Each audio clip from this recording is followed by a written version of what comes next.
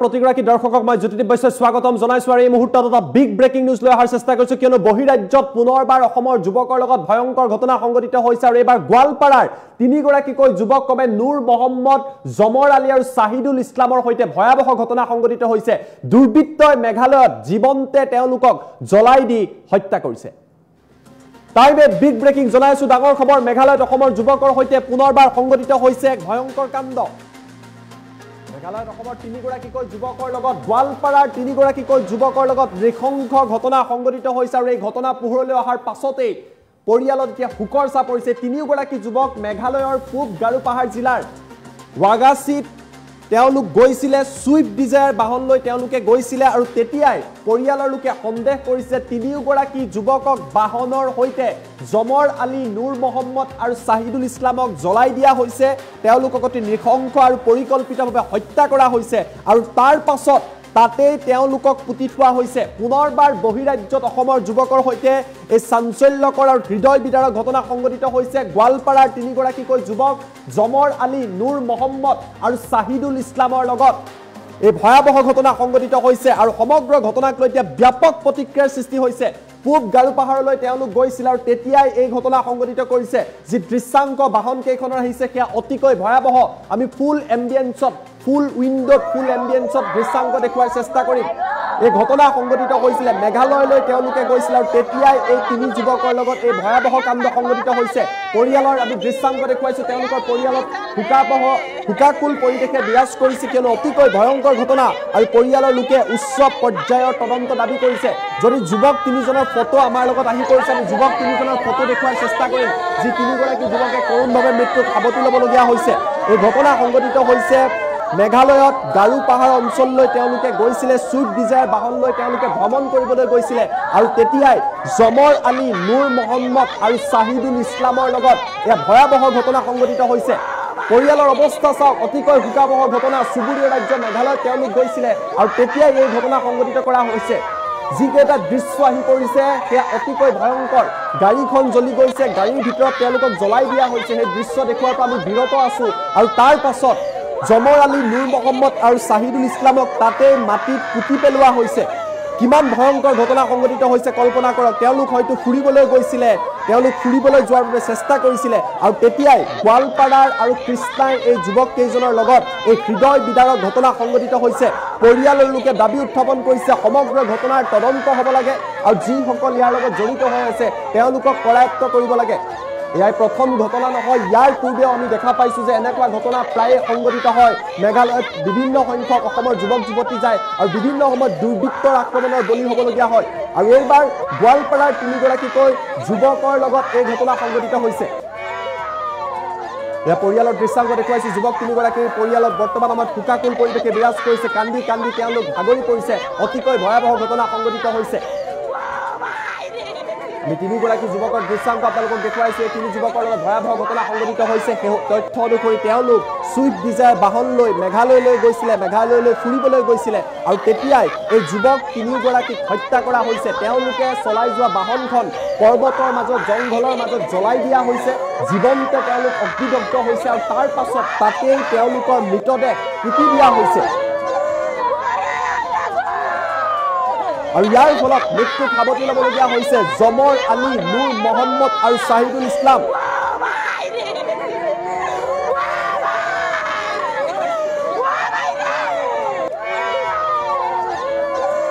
আৰু এই কথা গম পোৱাৰ পাছতে পৰিয়ালত কি এক পৰিৱেশৰ সূচনা হৈছে দৃশ্যাংক চাই আপোনালোকে অনুমান কৰিব পাৰিছে প্ৰায়ে এনেকুৱা ঘটনা সংঘটিত হৈ থাকে প্ৰশ্ন উত্থাপিত হৈছে জমৰ আলী নুৰ মহম্মদ আৰু শাহিদুলক কোনে হত্যা কৰিলে এই সমগ্ৰ ঘটনাৰ লগত কোন জড়িত হৈছিলে পূব গাৰোপাহাৰ জিলালৈ তেওঁলোকে গৈছিলে তেওঁলোকৰ লগত এই ঘটনা কিদৰে সংঘটিত হ'ল তেওঁলোকক কিয় টাৰ্গেট কৰা হ'ল মেঘালয়লৈ যোৱা যাত্ৰীসকল এই মুহূৰ্তত অসমৰ পৰা যিসকল যাত্ৰী যায় তেওঁলোক সুৰক্ষিত নহয় নেকি এনেকুৱা প্ৰশ্ন উত্থাপিত হৈছে পৰিয়ালৰ লোকে কৈছে যে সমগ্ৰ ঘটনাৰ উচ্চ পৰ্যায়ৰ আৰু ক্ষিপ্ৰতাৰে তদন্ত কৰিব লাগে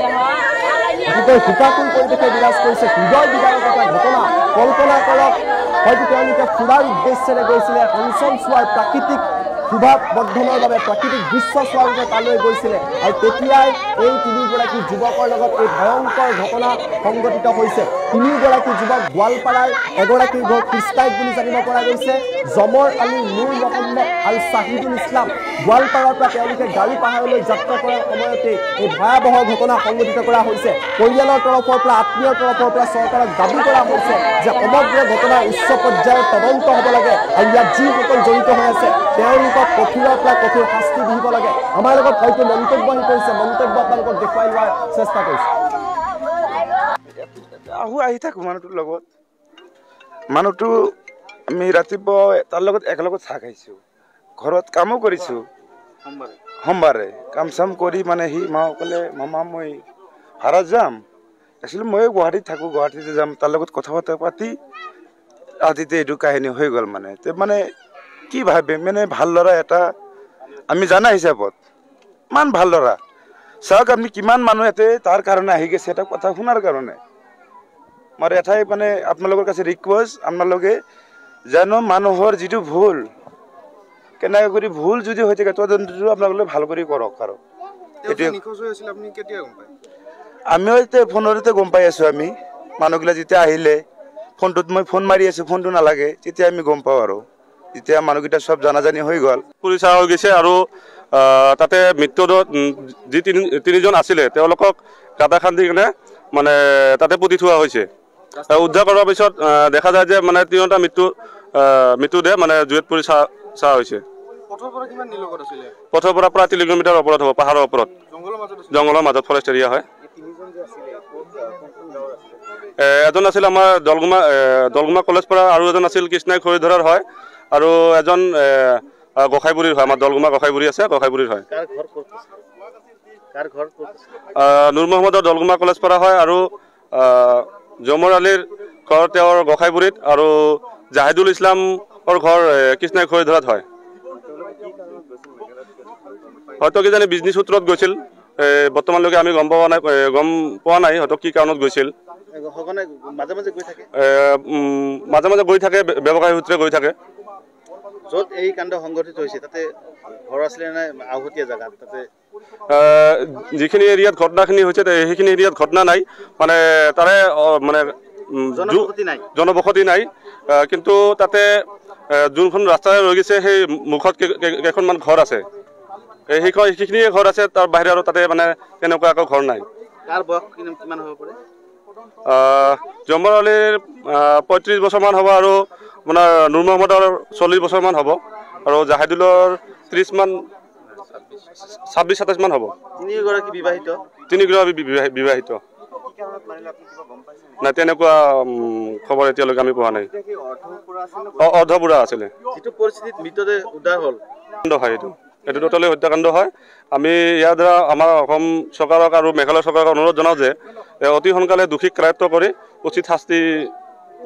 দিয়াৰ কাৰণে আমি অনুৰোধ জনাওঁ জংঘলৰ মাজতে আছিলে মৃত্যুদেহ আৰু গাড়ীখন মানে ওচৰা ওচৰি আছিলে গাড়ীখন মানে জুইত পুৰি চাহ হৈছে এই মানে গাড়ীখনত GPS লগা আছিলে GPSৰ মানে সহযোগত মানে গাড়ীখন মানে লোকেশ্যনটো পোৱা গৈছে যোৱা সোমবাৰ গৈছে ৰাতি 9টা প্ৰায় 15:30 মান বজাত গৈছে তাৰপিছত ৰাতিপুৱা ঘৰত আমি শুনামতে ঘৰত ৰাতিপুৱা 6টা মান বজাত ফোন কৰিছিলে ফোন কৰি জনাইছে যে আমি মেঘালয় আহিছিলোঁ মেঘালয়ৰ পৰা ঘৰলৈ আমি গৈ আছোঁ গৈ অহাৰ পিছত মানে আহিম বুলি কৈছে মানে এতিয়ালৈকে আহি পোৱা নাই আৰু কিছু সময়ৰ পিছত মানে মোবাইল ছুইচ অফ মানে পোৱা গৈছে তিনিও ভাগতে ছুইচ অফ পোৱাৰ পিছত আমাৰ মাটিয়া আৰক্ষী থানাক মিচিং এণ্ট্ৰি এটা দিয়া হয় তাৰপিছত আমাৰ মাটিয়া আৰক্ষী থানাই মানে মেঘালয় আৰক্ষীৰ লগত সহযোগ কৰি মানে গাড়ীখন মানে উদ্ধাৰ কৰা হয় আৰু মৃতদেহ উদ্ধাৰ কৰা হয় কৰ্মসূত্ৰে নুৰ মহম্মদ তেওঁ গাড়ী চালক হয় আৰু জমৰ আলীয়ে তেওঁৰ দোকান কৰে বিজনেছ কৰে জুৱেলাৰী বিজনেছ কৰে আৰু জাহিদুল ইছলামে তেওঁ ৰাজমিস্ত্ৰী যোগালী কৰে গাড়ীখন জমৰ আলী আছিলে ড্ৰাইভাৰ আছিল নুৰ মহম্মদ জমৰ আলীৰ গাড়ীৰ ড্ৰাইভাৰ নুৰ মহম্মদ জমৰ আলীৰ গাড়ীৰ ড্ৰাইভাৰ নুৰ মহম্মদ